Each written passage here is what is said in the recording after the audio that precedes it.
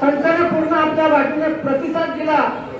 आपल्या काय समस्या आहे ते मॅडमने ऐकून घेतल्या. त्याबद्दल मी या आमच्या सर्व आयोजक मंडळीच्या वतीने या प्रशासनाचं आणि तहसील मॅडमचं मी आभार व्यक्त करतो, त्यांचं अभिनंदन करतो की आपल्याला त्यांच्या गावात या ठिकाणी बैठा सत्याग्रह करण्याची त्यांनी परवानगी दिली. आणि एक वृद्ध संजय गांधी निराधार आणि श्रावण बाळचे लाभार्थी आहे त्यांना कसा न्याय मिळेल हे आपल्याला ते आता या ठिकाणी प्रत्यक्ष येऊन आपल्या समोर सांगणार आहे. म्हणून माहिती आणि आम्ही त्यांना सांगितलं जोपर्यंत तुम्ही लेखी पत्र देत नाही आम्हाला तोंडी आश्वासन चालत नाही. जोपर्यंत तुम्ही आम्हाला लेखी पत्र देत नाही की आमचं हे निधी कधी येईल तोपर्यंत आमचं आंदोलन मागे होणार नाही. त्याच्यामुळे ते लेखी पत्र देतील, त्याच्यानंतर आपण विचार करू त्यांचं पत्र आल्यावर. आणि आता जो निधी 6-7 महिन्यापासूनचा जो आपला रखडलेला आहे त्याच्यासाठी ते पाठपुरावा करतील. आणि आता तुम्ही आमच्या सूचनेप्रमाणे काही लोकांनी ते आधार कार्ड आणले, काही पासबुक आणलेले आहे, तर इथे आता 7 पक्ष होते त्यांचा स्वतंत्र कक्ष मॅडमने सुरू केला. त्यांच्या काही छोट्या मोठ्या अडचणी असतील त्यांचा आताच आधार कार्ड पासबुक पाहून त्यांना जे काही आज काही ठिकाणी निघत असतील ते फॉर्म वगैरे काही असतील तर ते सगळे अधिकारी तुम्हाला आज मदत करतील. आणि त्यांचं काही राहिलं असेल तर ते उद्या परवा हे प्रश्न 2-4-8 दिवसात एक पूर्ण जे काही समस्या असतील, कारण की काही समस्या इथून निकाली निघणार आहेत, काही बँकेच्या संबंधित आहे. तर तहसीलदार मॅडम त्याही पलीकडे जाऊन बोलल्या की सगळ्या बँकेच्या अधिकाऱ्यांची बैठक घेऊन आपला हा जी समस्या इथं सगळी म्हणजे तुम्हाला जाणं येणं चक्रा मारणं हे चांगलं सातत्यानं चालू आहे ते कसा कमी करता येईल याच्यासाठी तहसीलदार मॅडम पूर्ण बँकेच्या अधिकाऱ्यांना बोलवून त्यामध्ये भूमिका बजावणार आहे.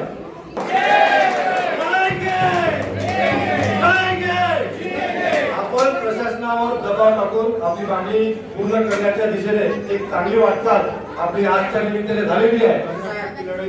50% लढाई जिंकलो आहे.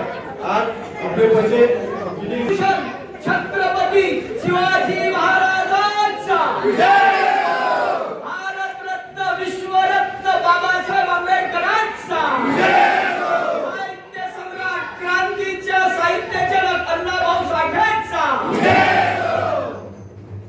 देशाला हवी लोकशाही नवी असं डोकं लढवलं असं डोकं लढवलं